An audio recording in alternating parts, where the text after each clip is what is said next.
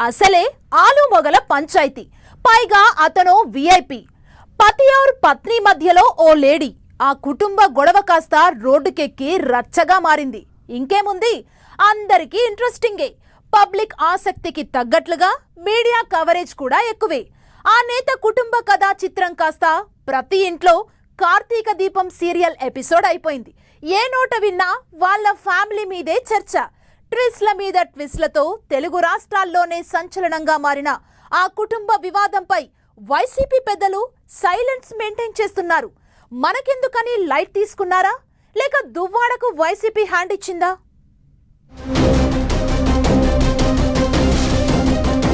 వాణి మాధురి మధ్యలో దువ్వాడ శ్రీనివాస్. మొదట భార్యాభర్తల పంచాయతీ అనుకున్నారు. మాధురి ఎంట్రీతో పతి పత్ని ఔర్ ఏక్ లేడీ అన్నట్లుగా మారిపోయింది స్టోరీ. సీరియల్ ఎండింగ్ లో ఒక్కొక్క ఎపిసోడ్ లో ఒక్కొక్క ట్విస్ట్ ఉన్నట్లు చర్చలు, ఆస్తుల పంపకాలు అంటూ హడావుడి నడిచింది. అయినా దువ్వాడ ఫ్యామిలీ స్టోరీ కొలిక్కి రాలేదు.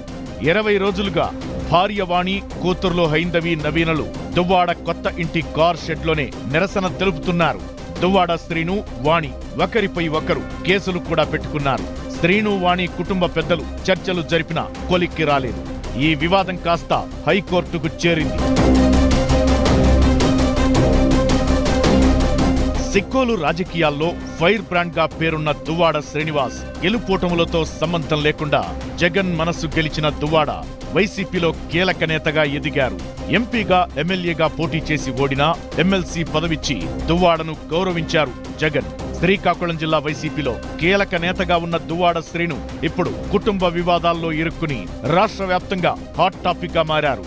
దువ్వాడ ఇంటి పోరు టాక్ ఆఫ్ ది 2 స్టేట్స్ గా మారిపోయింది.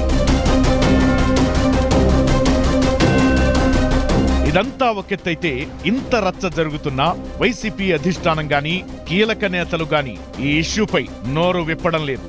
దువ్వాడ శ్రీనివాస్, దువ్వాడ వాణి వైసీపీలో కీలక నేతలుగా ఉన్నారు.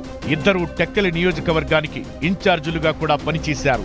మరోవైపు దువ్వాడ శ్రీను, వాణి వివాదం 2 ఏళ్లుగా నడుస్తూ వస్తోంది. చాలా సార్లు వీళ్ళిద్దరి పంచాయతీ వైసీపీ అధిష్టానం దగ్గరకు వెళ్లినా పార్టీ పెద్దలు, స్వయంగా వైసీపీ అధినేత జగన్ చెప్పినా పరిష్కారం లభించలేదు. ఇప్పుడు ఇంత రచ్చ జరుగుతున్నా జిల్లా వైసీపీలో కీలక నేతలుగా ఉన్న ధర్మాన సోదరులు గాని, తమ్మినేని సీతారాం, మాజీ మంత్రి సీదిరి అప్పలరాజు మౌనంగానే ఉంటున్నారు.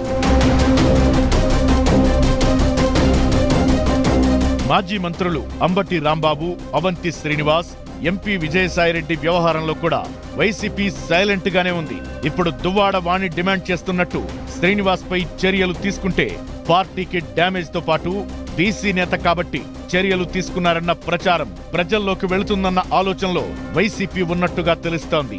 శ్రీను, వాణి ఇద్దరు కీలక నేతలు కావడం, ఇద్దరికి ఎవరి మాట వినే మనస్తత్వం లేకపోవడంతో పార్టీ నేతలు మాట్లాడినా పరిష్కారం లభించదని భావిస్తున్నారట.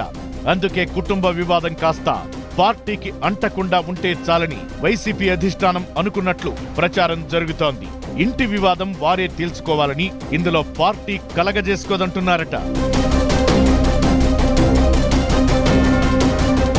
మరోవైపు వాణి, శ్రీను, మాధురి వివాదంలో టెక్కలి వైసీపీ నేతలు నలిగిపోతున్నారు.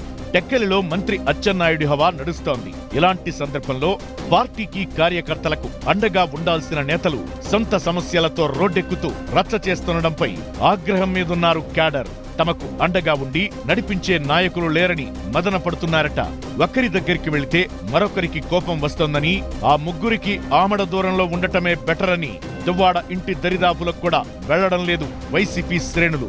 ఈ నేపథ్యంలో దువ్వాడ ట్రయాంగిల్ స్టోరీకి శుభం కార్డ్ ఎప్పుడు పడుతుందా అని అటు వైసీపీ పార్టీ పెద్దలు, ఇటు క్యాడర్ ఆసక్తిగా ఎదురు చూస్తున్నారు.